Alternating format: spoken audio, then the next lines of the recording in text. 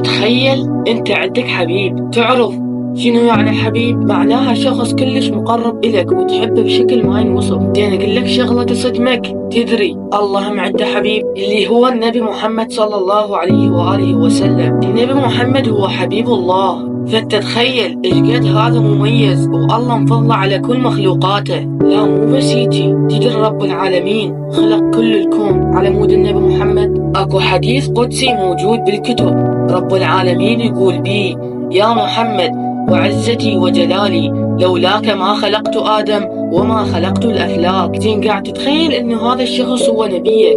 ما قاعد تحس بالفخر بيه؟ اليوم راح أحكي لكم قصة النبي محمد صلى الله عليه وآله وسلم.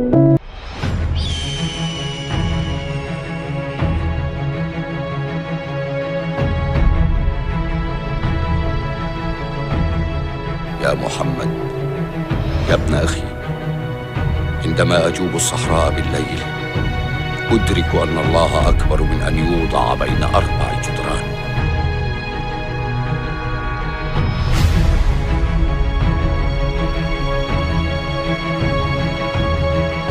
قل يا أيها الكافرون لا أعبد ما تعبدون.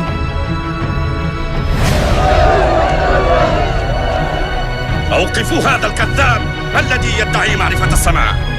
احموا رسول الله، احموا رسول الله. أشهد أن لا إله إلا الله وأشهد أن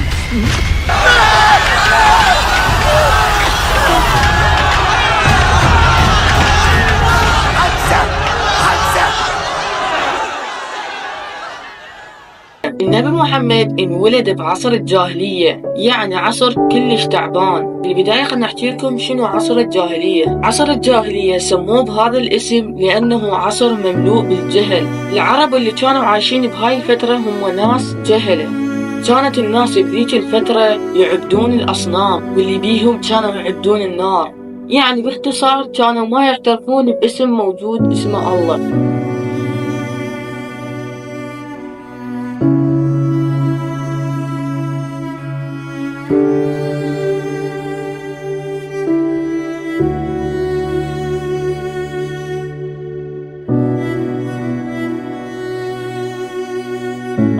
كانت الناس بهاي الفترة تصير بيناتهم حروب ونزاعات وإثارات، ويقتلون للعالم ويدوسون على الفقير. فكانوا العرب همج فوق ما أنتم تتصورون.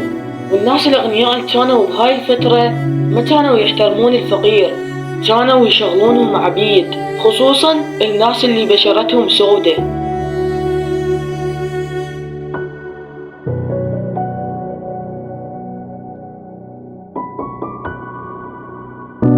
كانوا يشغلون الخدم ويحملون عليهم. فباختصار الفقير ما له أي حقوق. حتى النساء بذيك الفترة كانوا يحتقروهن ويشوفوهن شي كلش رخيص.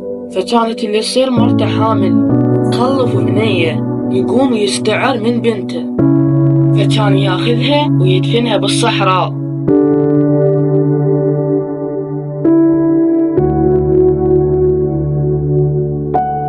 ما يفتخر بس بالولد، والبنية كانت شي عار بذاك الوقت. بذيك الفترة كانوا يقيسون القوة بكثرة الرجال. إذا يشوفون واحد وياه 15 رجل يعتبرون هذا واحد قوي. يعني اللي ينولد بقبيلة ما بيها هواي رجال يعتبر شي مو مهم بالمجتمع، عكس القبيلة اللي ينولد بيها كومة رجال كلها تحسب له 1000 حساب. فالدنيا بشكل عام كانت عبارة عن ظلم. كانت تحتاج يجيها منقذ اللي هو النبي محمد صلى الله عليه وآله وسلم.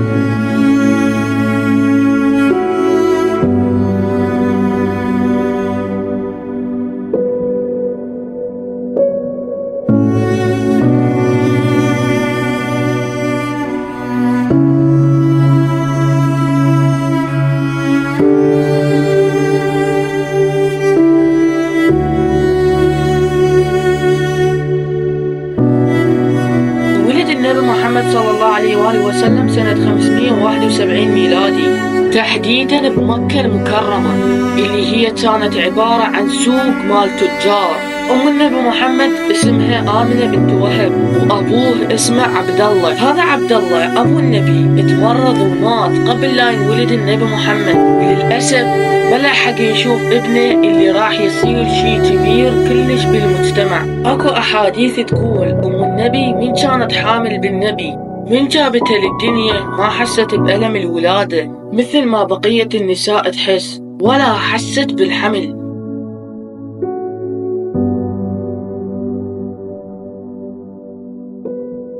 يعني كأنما مرأة مو حامل.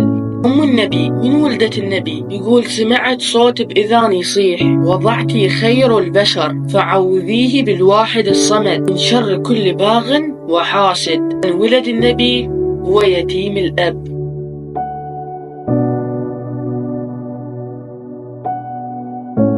وصلنا إلى نهاية الجزء الأول، ننتظركم بالجزء الثاني. إذا حبيتوا هذا الجزء وإذا حبيتوا نكمل فاكتبونا بالتعليقات.